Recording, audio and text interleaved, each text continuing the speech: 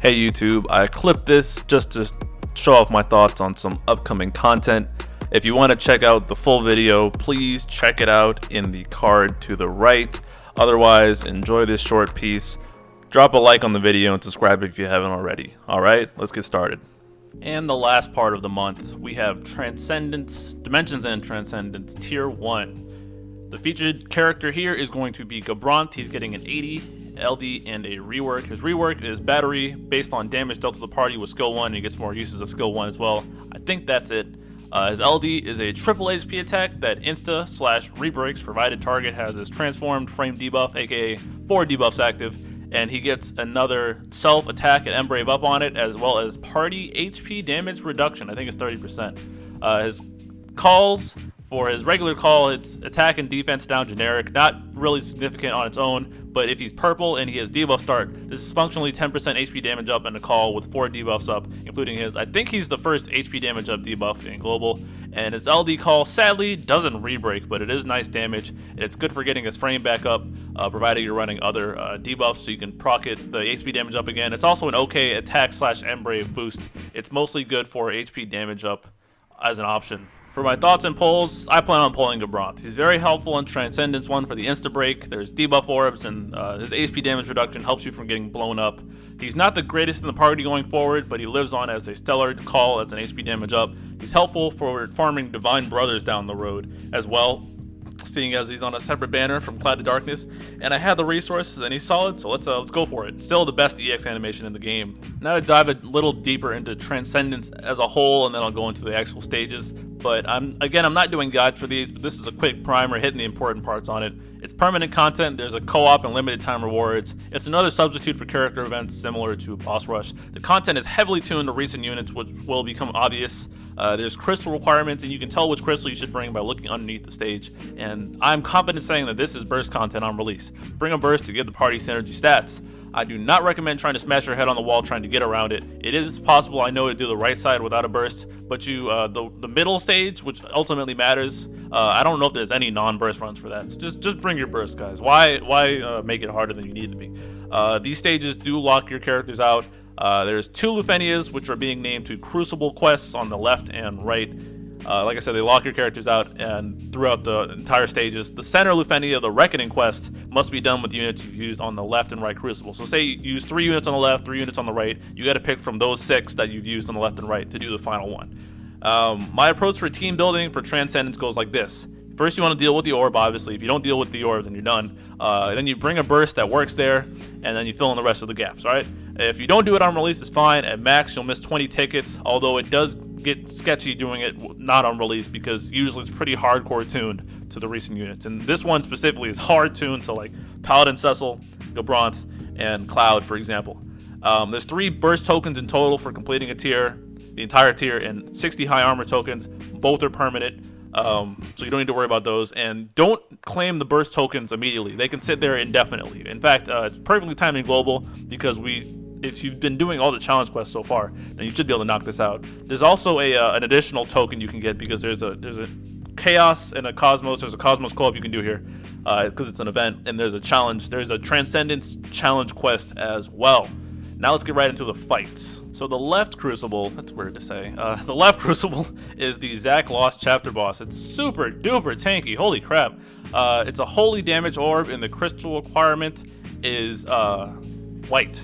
Guess who they want you to bring? It's possible to bring Kuja for the holy requirement, but it's a lot harder. The turrets hit really, really hard, and they get phases where they gain a ridiculous amount of brave and take 1 damage, and they need to get broken to reset it. You can eat the attack with mitigation or gravity insta-break it to get around it. So like say for example, if you bring Beatrix and you Paladins protect right before the attack, then they go to 0 and you can break them right after, or you can Gabranth. That's what they want you to do. They want you to bring Gabranth and skill 2 or LD or EX and just pop them. Jack works as well, I think, for this, in RCL, so they don't gain brave at all. There's a ton of options to get around it. They hit hard overall and love to do an annoying all HP attack. They blow up. What's that noise? They blow your generics up. This fight's semi-obnoxious, and the turns are kind of tight too, relatively, depending on your team. Paladin Cecil plus Gabranth and a third is the path of least resistance here.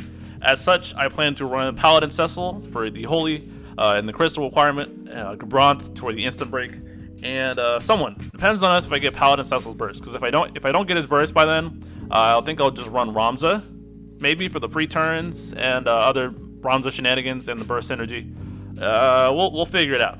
As for the right Crucible, we have the Barret Turtles, but now they're worse.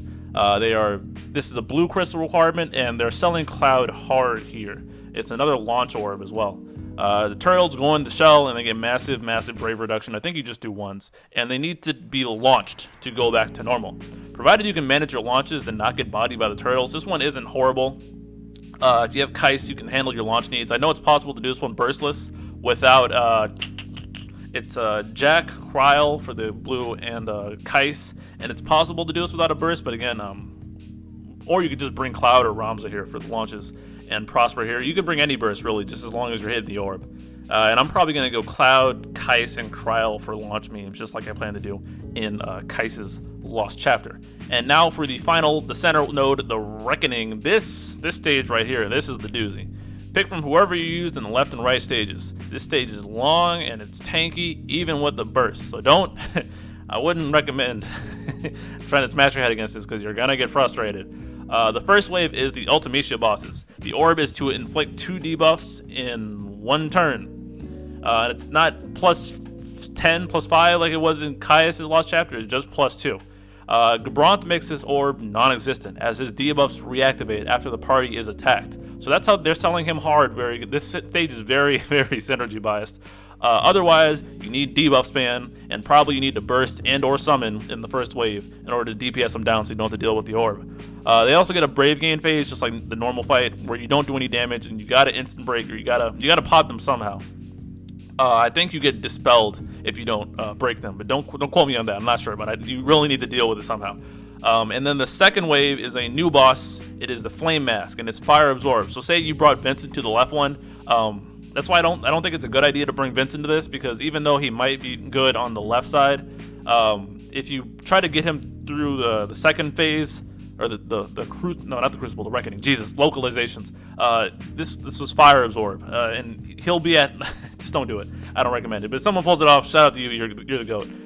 The orb needs you to be at or above 100% HP, which is again screaming Paladin Cecil. But wait, there's more. At HP thresholds, they go into a mode where they reduce Brave and HP damage. They have an HP poison aura, and they regen their own HP, and it's a sizable regen. I don't know how much it is, but it's big, and you got to launch them to turn it off. So you need to stay above full HP to pause the orb, because the orb doesn't increase, I believe. I think it just pauses, and you need to launch them to turn it off. Staggering this is very obnoxious. Didn't think this orb would be easy to upkeep, did you? The path of least resistance on this stage is once again Paladin Cecil LD. Very crucial here. Really, it is possible without him. Don't get it twisted, but man, it is rough. Path of least resistance. Paladin Cecil will keep your HP overhealed to keep doing the orb, and then it's a matter of how you're going to launch. This stage is hilariously restrictive again, and it took me a bit, so have fun with it. I certainly didn't have fun on release. Bunch of resets, but it is possible. I'm probably just going to copy my exact JP team here and sleep. Paladin Cecil, Cloud, and Gabranth, and it should be done. Alright, hope you enjoyed the clip. Please drop a like on this video and subscribe to my channel for more content like this. Please be sure to check out the full video in the card, and I'll talk to you guys later. Peace.